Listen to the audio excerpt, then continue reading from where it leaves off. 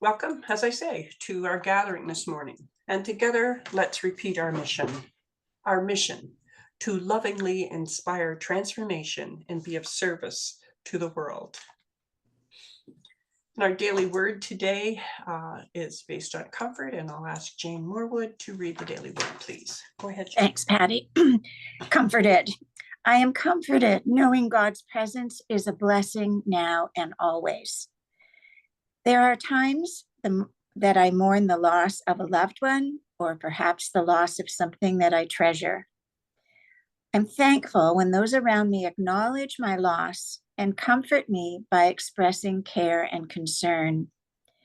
It may not completely alleviate my pain, but their efforts do lift my mood, even if for a short while. I also recognize the tender, loving presence of God that is always with and within me and enables me to persevere even in the face of loss. God's comfort is for everyone. The light, love, peace, and comfort of the divine bless all those who are feeling the pain of loss, loneliness, and grief. I pray that the love and care of God flow through me to comfort those who grieve. And from Isaiah 14, verse 13, sing for joy, O heavens, and exult, O earth. Break forth, O mountains, into singing, for the Lord has comforted his people and will have compassion on his suffering ones. Amen. Thank you, Jane. Thank you. Thank you. And we have an opening song this morning. This door is open to you. I love this song. It's fun. When you can hear it.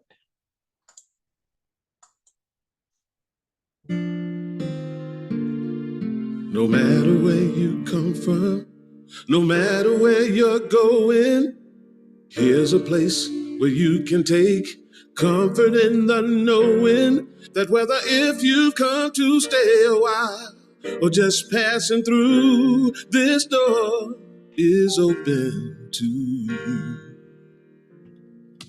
Come and let's be silent. Come and share a hug. Come, let's pray together. Come, love and be loved. From the blissed out to the turned out, from the pampered to the abused, this door is open to you. Come on in, come on in, come on in, come on in. The God in us recognizes the God in you, the God in you. Whether you're black or white, gay or straight, Christian, Buddhist or Jew, this door is open to you.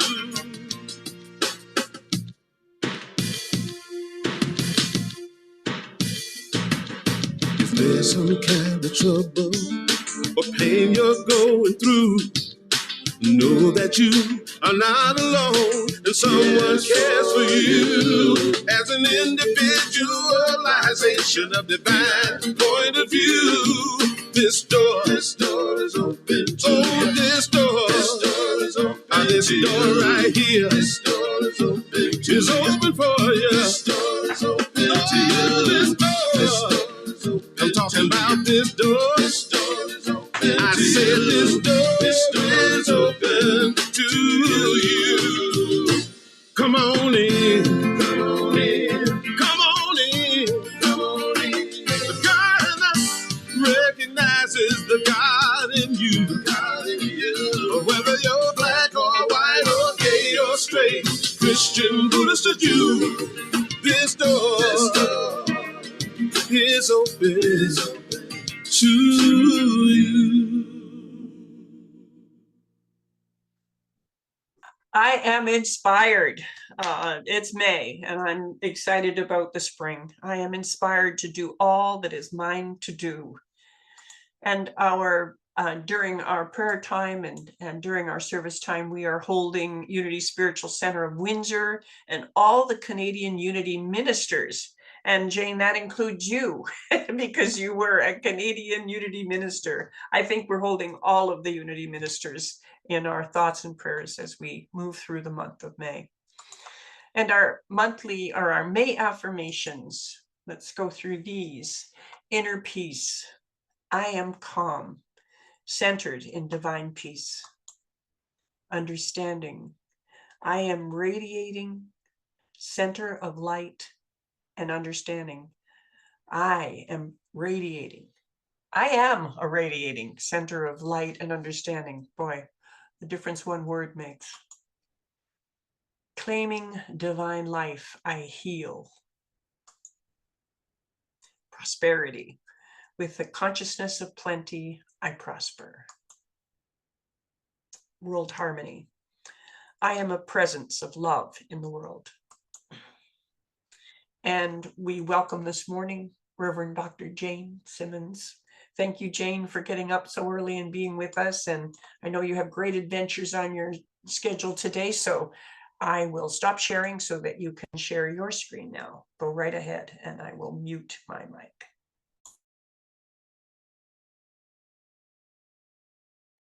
And I will unmute mine.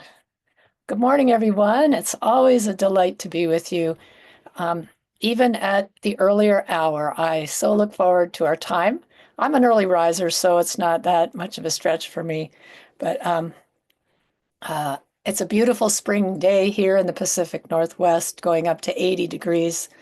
For those of us who remember how to think in Fahrenheit, about 25 centigrade, beautiful sunny day. So after this is done, I will be outside. We're power washing everything, and we're going to have a wonderful cleanup day. So good to be with you all. Well, as Mahatma Gandhi famously said, we quote this often, we need to be the change that we're seeking in the world. These are very wise words. They capture a deep truth. We have to be it before we see it. Be it before we see it. Our new thought principles teach us that what we see outside of ourselves is really a reflection of what's going on within us. So for any transformative work that we want to do in the world, we have to start on the inside out. And it all begins by really honoring who we truly are. We want to really get there. Who are we? And how can we best express that into the world? So imagine if all of us started living our lives that way. Can you kind of get a vision for that? What a great day that would be for evolutionary change. It would be such a great day if we all started being who we truly have come here to be. And as we do that, we bring about real transformation, both in our personal lives, but well beyond that. We're bringing a different world into being when we're being who we have come here to be. Today's talk is Your Unique Way. Your unique way. We all have a distinctive path that we want to follow with our own sets of talents, passions, desires. I love the lyrics in the song we just heard were individualized divine points of view. I love that. I hadn't kind of seen it from that perspective, but we all bring our uniqueness into play. No one is quite the same as another. The author, Robert Burns, said the purpose of life is a life of purpose. So we need to honor who we've come here to be by discovering that uniqueness, that passion, and then begin to actualize our potential, begin to manifest our purpose on this planet. From the book of John, scripture attributed to Jesus, he declares, I am the way, the truth, and the life. And he wasn't speaking just personally here. It's about being the embodiment of the Christ. All of us have that consciousness living within our hearts. And when we do this, when we live in our truth, when we honor our authentic path, when we embrace our own healing and our wholeness, we become the light that the world is waiting for. We truly do. We become the way, the truth, and the life of spirit in action. But in order to do that, we have to do some deep listening to the spirit within, not to the noise of the world, not to the noise of the world. We want to listen to that still small voice, and we really have to listen closely because that voice often comes as a whisper, as a nudge, as a longing. It may not always make logical sense, but I'm telling you, it will always resonate with peace, love, and joy. Spirit's guidance is never rooted in fear. It is rooted in freedom. And so when we move into the silence of our soul and really listen, we want to pay attention to what shows up, and we want to start following Spirit's trail. See where it leads. Follow that trail. I read the story about a grounds committee of a church that had a problem. The children refused to walk on the sidewalk. In fact, they had worn a path through the grass. Now, this grounds committee had tried many things. They tried putting up signs and talking to them, and nothing had worked. They just kept on using that path. And they were now meeting to try to decide, what are we going to do about this? And someone said, why don't we put a sidewalk where the path is? Doesn't that make sense? Problem solved, because that's where it should have been all along, right? In fact, when you think about it, wouldn't it be wise to not build the sidewalk until you see where it properly belongs, instead of trying to force people to walk a path that's not the right one for them? So our purpose is the same in a sense. We can look at this metaphorically, but all of us have unique strengths and behaviors and attitudes. So what are yours? What are yours? What's your natural inclination? Where is it leading you? Because we're talking about instinctive wisdom here. We really want to get in touch with that and follow its lead. Horses are usually born at night. And the reason for that is so that the foal can run with the herd at dawn. Now, it's been how many, years since horses have run in herds, but the tradition continues. This wisdom is built in. Hummingbirds the size of a thumb travel 500 miles instinctively without consulting any bird watchers to get advice on the best route. No, they just follow their instincts. And so we want to learn how to follow Spirit's instinctive path. And that takes some trust. But here's the thing, instinct is trustworthy. Instinct is trustworthy, whereas being stressfully triggered is not. Because the kind of behaviors that come forth when we're reactive are not what we can't trust those. We're going to just, rush off and do something that is not wise in that sense. So we want to get clear on listening to the voice of our deepest wisdom, our instinctive wisdom, rather than having a reaction, a moment of reactivity, a knee-jerk kind of reactivity to a moment that where we're triggered in some way. Do you all know what I mean by this? Have you ever had that kind of a reactivity? And this takes some work to be able to really be consulting Spirit for everything before we do anything, and asking for that guidance, listening for it, and trusting in its guidance. So we want to have Spirit be our guide, and that takes some time in the silence, discovering who we are. Emerson said this, "There is no planet, sun, or star which could hold you if you but knew what you are." And I love that. I love Emerson. We have to find that out. And it's really a process of uncovering self-discovery, because we're already it, if we're already it, there's just stuff maybe covering that over. And here's the thing. Do we believe that's who we are? That's a big one, right? That's the bigger question. I mean, often we might get a vision of what can be, and immediately what might we do? Nah, that's not me. I can't do that. That's not, I don't have the ability to do that. And I know that one well. I know that one well. That knee-jerk reactivity shows up. Woof, I'm not writing that book. Who do I think I am? So we want to just really start to trust that these desires that come forth, these nudges, these visionary moments, they're not random. They're not random. The gifts that we have, they're not incidental, right? And so we want to trust that sharing those gifts, what brings us alive in sharing those gifts, is what the world needs most from us. What brings us alive is what the world needs from us.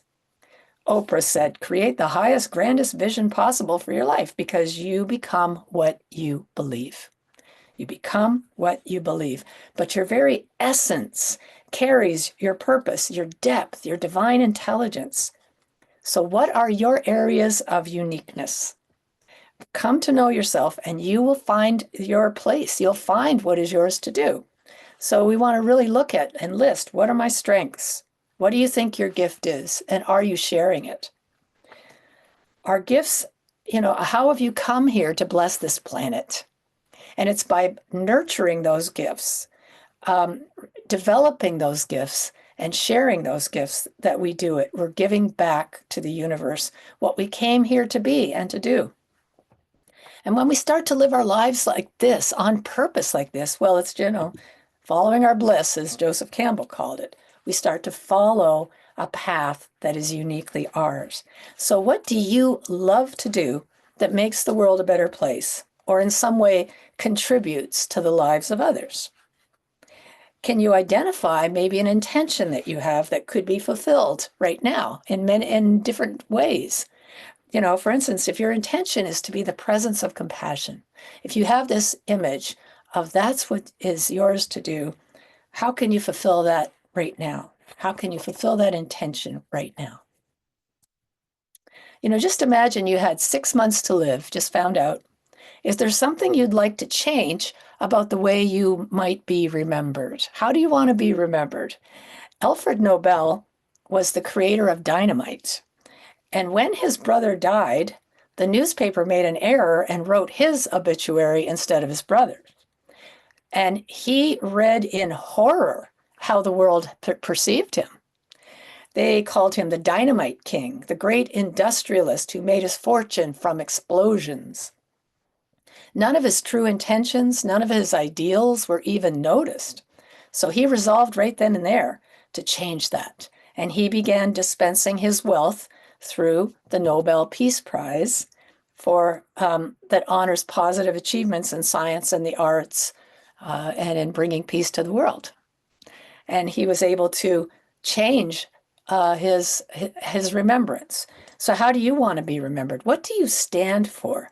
What do you believe in? What are your priorities? What are your passions? One of my instructors in ministerial schools used to say, if you really want to know your values, look at your day planner and your checkbook. Now, nowadays we might say, look at your Google Calendar and your credit card bill or your bank statement. They don't lie, you see. They tell you how you spend your time, how you spend your energy, how you spend your money. And it can be very eye-opening to see what you truly value in life. So what is yours to do? What are you here to do and be? I read the true story of a bus driver in Chicago who sings while he drives. Not just humming a tune, no, he's belting it out the whole way. And guess what? People clamor to get on his bus. They'll let buses go by so that they can get on his bus. And he was once interviewed. He said, well, he's not actually a bus driver. He is a singer with a captive audience. That's what he does for a living. He's a singer with a captive audience. And he found a way to align his passion with his occupation. Words attributed to the Buddha. Your work is to discover your work and then give your heart to that work. With all your heart, do that work. Align with your gifts and your talents, discover what's yours to do, and then do it. And there is a unique trail for you to follow, you and you alone. Now, sometimes we have no trouble identifying what that passion is. Gary's son, Daniel, had his first experience of live theater at the age of 7, and he declared it right then and there. That's what I want to do, he said. And you know what? He never looked back. Now he's an accomplished singer, dancer, actor in New York. He's appeared in lead parts of the Jersey Boys and the Frankie Valli role. He's been on television shows and movies, performed at the Tony Awards, which is the bottom right-hand picture of him at the Tony Awards singing. He sang a national anthem for a Major League Baseball game, many, many other live theater roles. He loves what he does. He's amazing at it. And he knew it at 7 years of age. There was no question in his mind. He knew what he knew, what he knew. And he followed that trail, that instinctive trail. Not everyone has that same definite idea of what's theirs to do. Anybody else have that issue? I often wonder what I'm going to be when I grow up, you know, here at 71 years old. And if that's your experience, there is another method of discovering what is yours to do that takes a different route, you might say. And I discovered this in an article I read on finding your purpose in a New Thought magazine that provided certain questions to aid in the discovery. And it began with, what do you love to do, as the first question. What do you love to do that blesses the world is the second question. I assumed they would all be similar. Oh, sorry, I didn't say this. Are you not quite able to put your finger on what is yours to do? So there were these questions, and I read them. Okay, what is what do you love to do? Yes. What do you love to do that blesses the world? Yes. I was unprepared for the next question, because that question was in case you still didn't know. If you had answered those questions and you just felt like you hadn't hit on it, here's the question. What was missing from your life as a child? What was missing from your life as a child? What is the most important quality that you did not receive enough of as a child? What unmet need did you have that was not met in your childhood? And how does it feel when you create that quality or meet that need?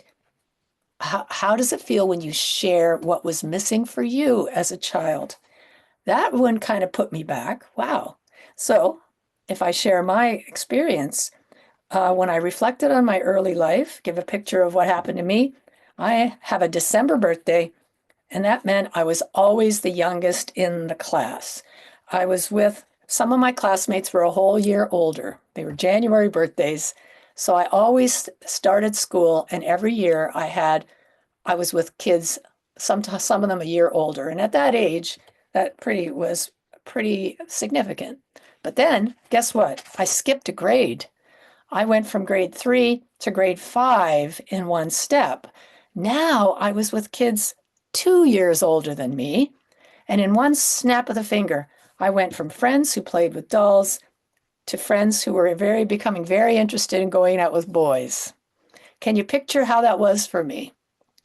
Academically, I could manage the work, although I missed some pretty foundational pieces of educational learning, but I was able to adapt to that. What I had a much more difficult time dealing with was the emotional gulf, the difference in maturity levels, never quite fitting in. You see, no one ever guessed what a struggle that was for me. I kept it well hidden, but how much I longed to be thought of as an equal. So what was missing for me was a sense of belonging. What was missing was compassion and, above all, acceptance from my peers. You know, I had a home life that was pretty secure, but school, no way. School was like a total unsafe jungle for me all through those middle school years and in high school as well. I was 12 years old when I walked into my grade 9 class. And I was small for my age. People burst out laughing when I walked in. That was my introduction to high school.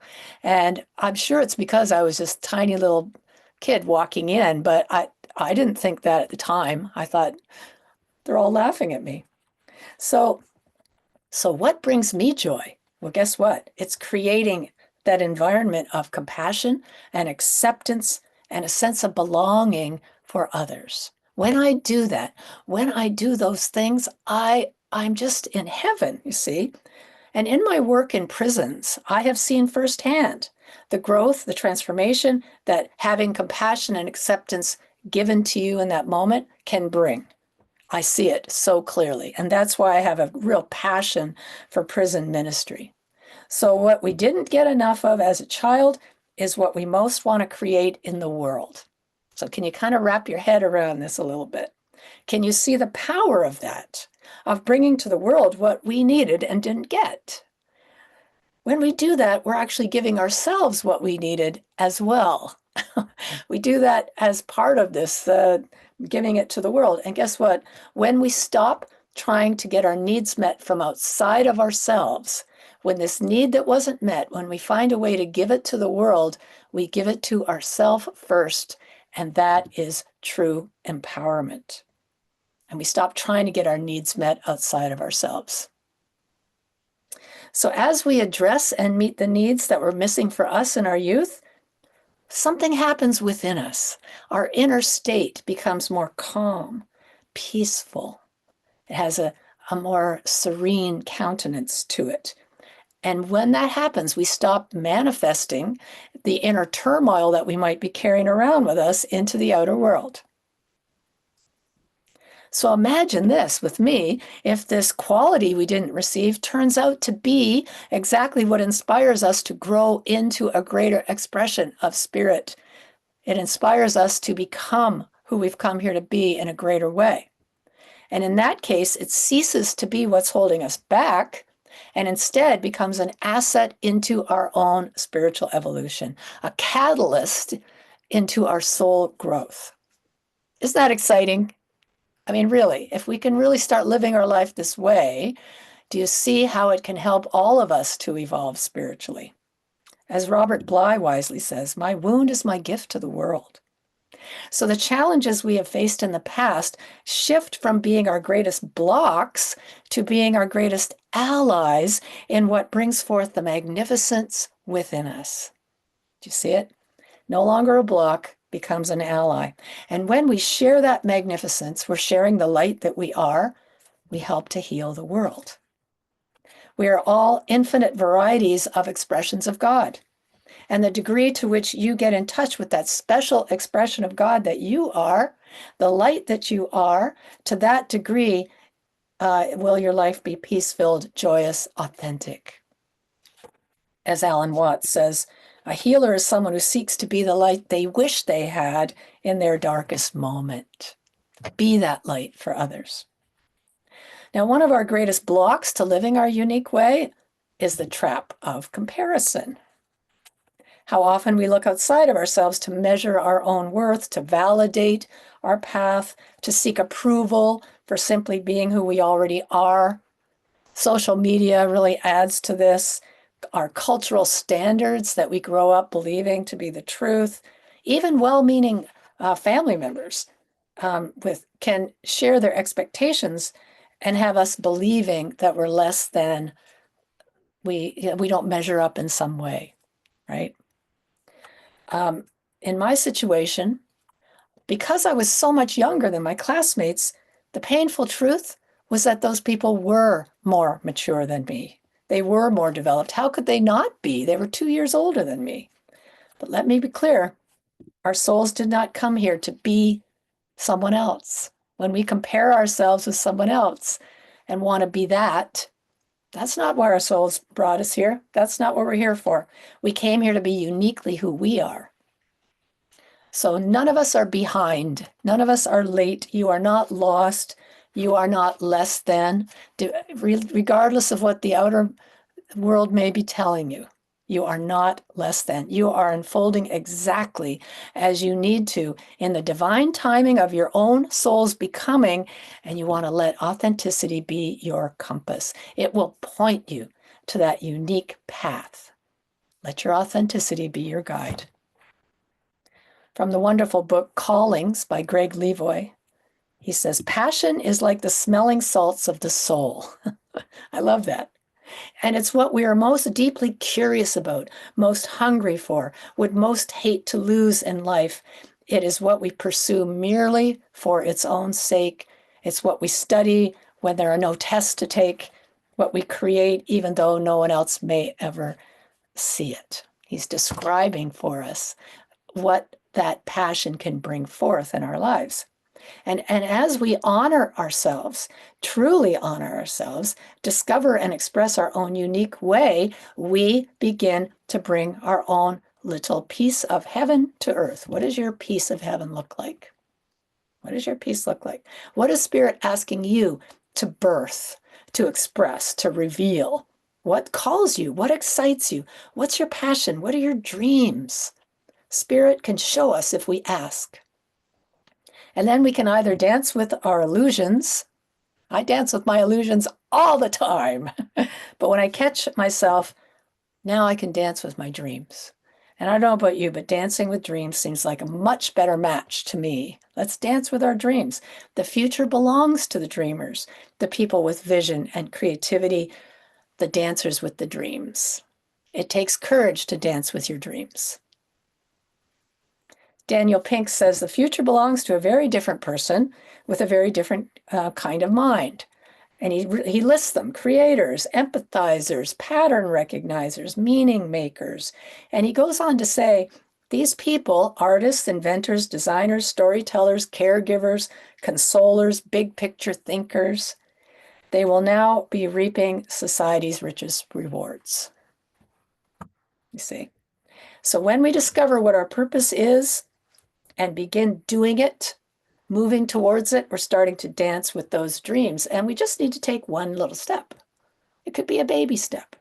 Take it in the direction of the dreams. Move in that direction. Did you know that a rocket is on course only 2% of the time? The other 98% is spent correcting it.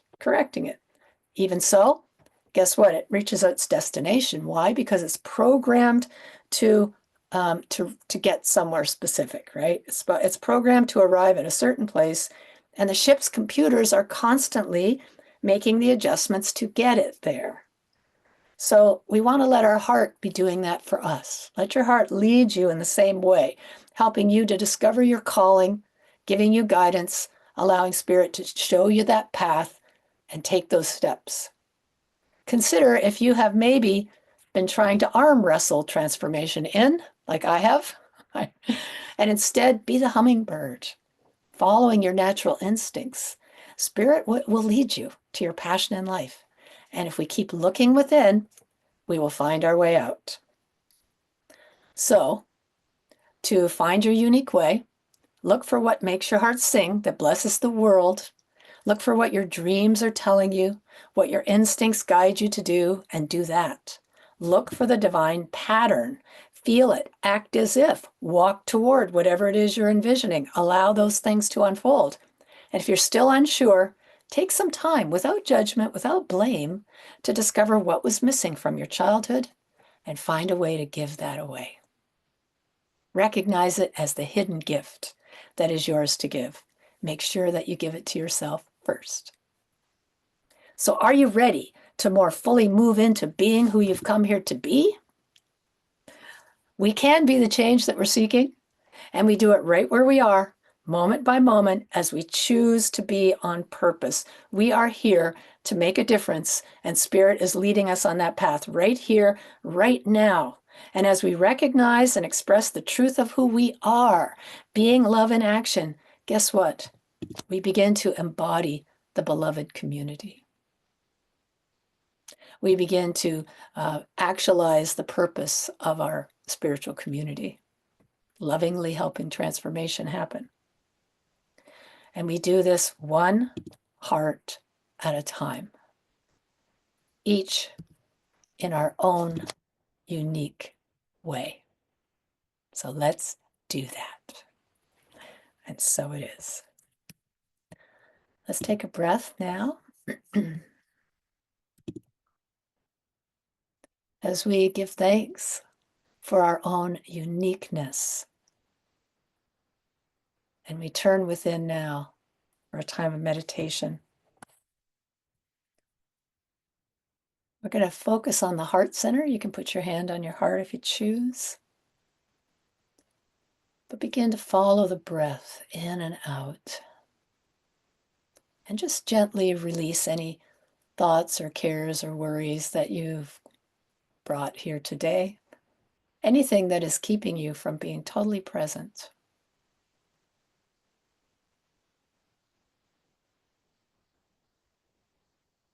And as we continue focusing on the breath, we imagine we're breathing right into the heart. Follow that breath all the way in to the heart space and back out again. And with each breath, relax a little more into your seat.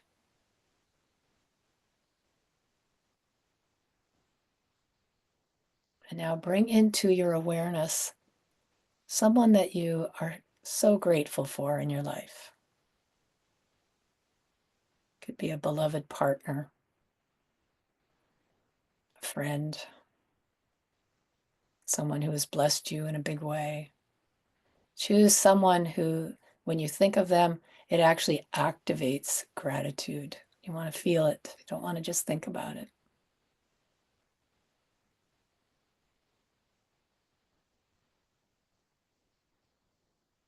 So we let that gratitude warm our hearts. Just feel the warmth within you as you begin to consider this person. What is it you love so much about them? What is it you appreciate so much? What gifts have they brought to your life?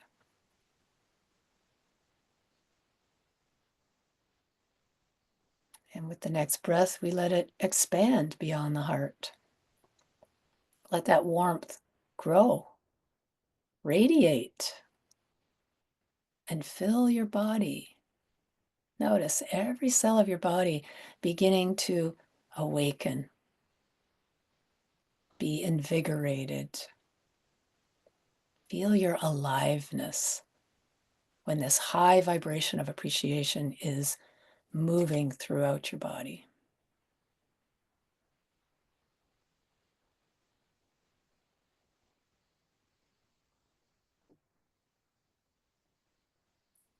So we breathe into the heart space and we let it expand even beyond the body,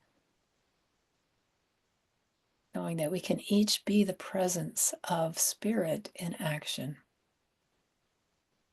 That as we create this energetic field of appreciation, of harmony, gratitude, it can bring forth a new paradigm of living. We can each be the presence of love and peace as we walk whatever path is uniquely ours in the world. How can you bring forth more love, more peace, more kindness? What was missing for you as a child? How can that become your gift to the world?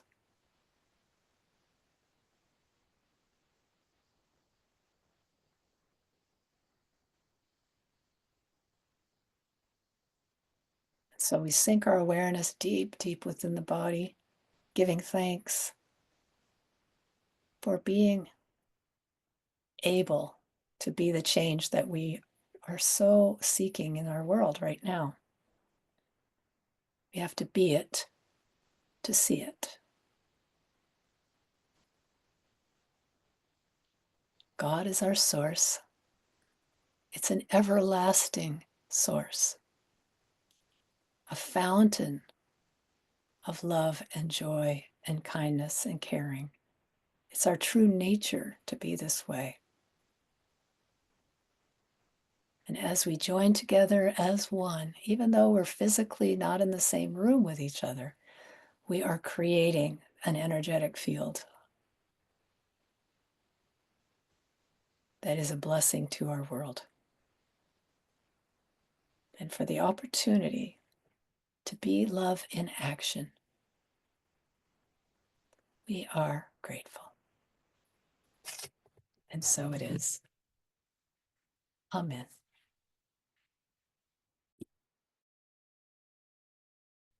Thank you, Jane. That was wonderful. We have Richard McDeesey, Ready, Willing, and Worthy. I remember the first time I heard this song.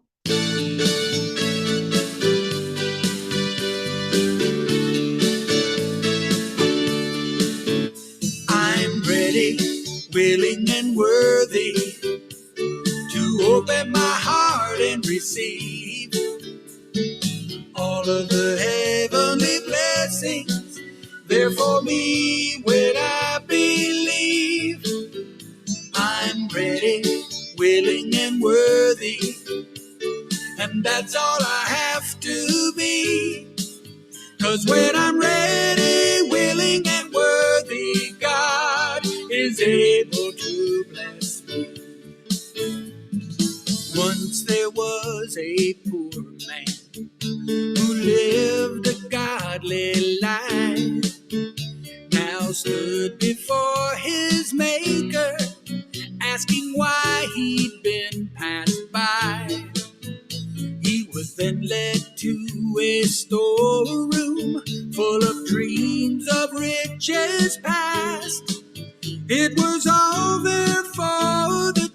speaking. All he had to do was ask and say, I'm ready, willing and worthy to open my heart and receive all of the heavenly blessings there for me when I believe. I'm ready, willing and worthy, and that's all I have to be. 'Cause when I'm ready, willing and worthy, God is able to bless me. Long ago, a young man asked his father for his share, and though he spent it loosely, when he came home, more was there. His brother became angry, thinking he was not so loved. But at any time he could have had what he felt worthy of. So I'm ready, willing and worthy to open my heart and receive all of the heavenly blessings there for me when I believe. I'm ready, willing and worthy, and that's all I have to be. 'Cause when I'm ready, willing and worthy, God is able to bless me. I'm ready, willing and worthy to open my heart and receive all of the heavenly blessings there for me when I believe. I'm ready, willing and worthy, and that's all I have to be. 'Cause when I'm ready, willing and worthy, God is able to bless me. When I'm ready, willing and worthy, God is able to bless me. Yeah. That is a great song. So that was a great song from Richard McDeesey. I love that song from the moment I heard it. Welcome, everybody, and thank you for being with us. We take this time to be grateful and thankful for the blessings that pour into our lives and that we are able to share with the rest of the world. And we at Unity Halton Peel thank all of you for your blessings and your remembrance of us and this work that we are doing through this service online. Just a reminder of how you may make a donation to us is through Interact accounting at unityhaltonpeel.ca. That is the easiest way. If you have difficulty in any way with that, don't hesitate to call the church line. I'd be happy to help you. Canada Helps, obviously, and additional ways of giving are listed on the Unity Halton Peel website.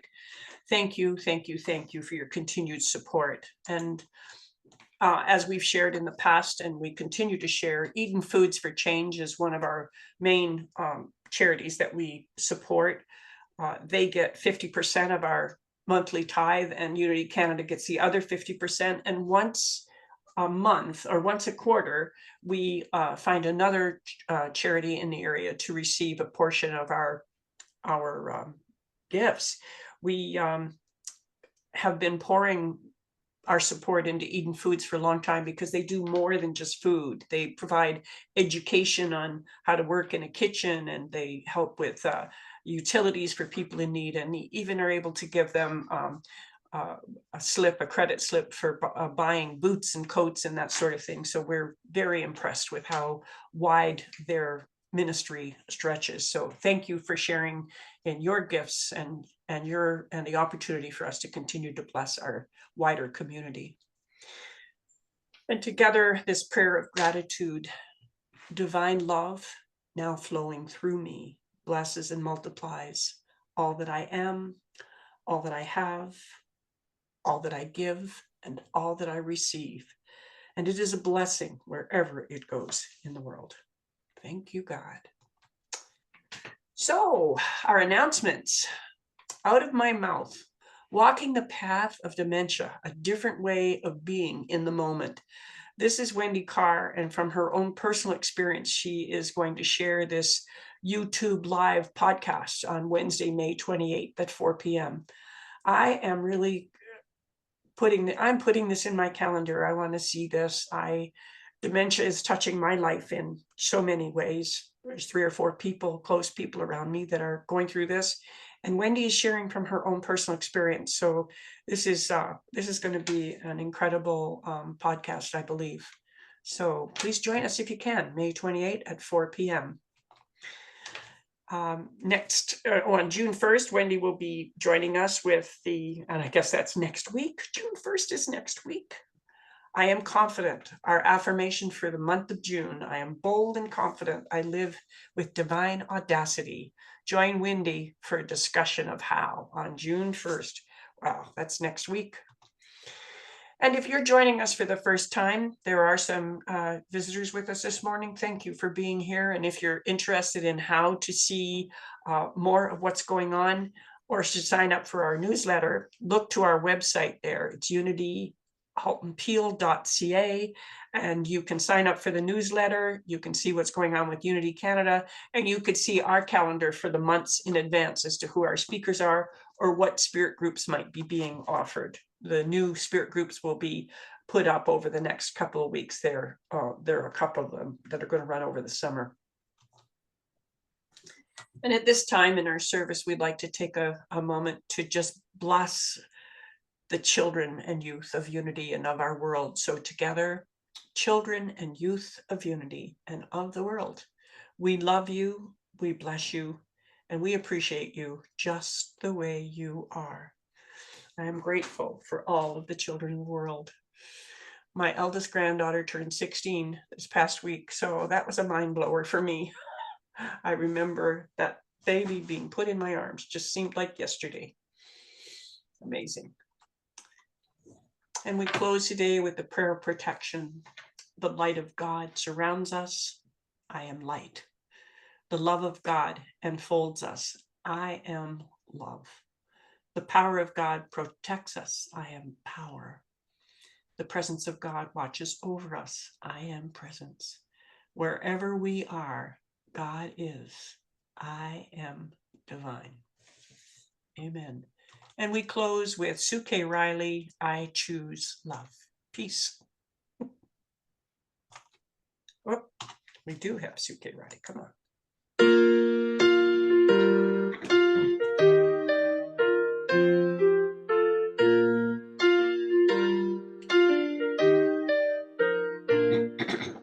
Peace in my life is growing because I choose love. Love's always present. It's what I'm made of. I choose love. We are a part of each other. We are one tie that binds us, that can't be undone. I choose love.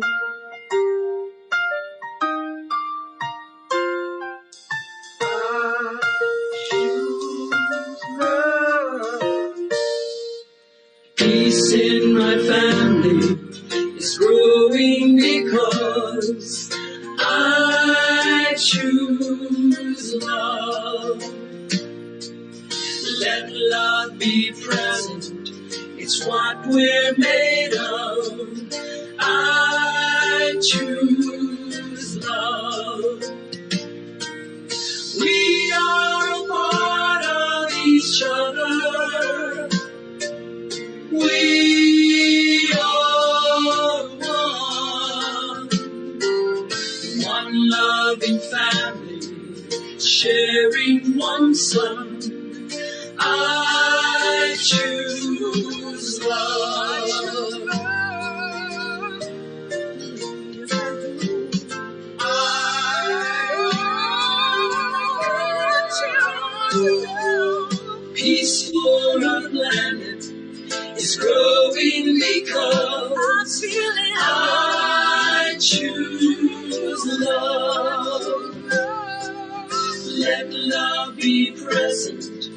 It's what we're made of. I choose love. I choose love. We are a part of each other. We are one. One choice unites us. Let this be the one. I choose love. I choose love. I choose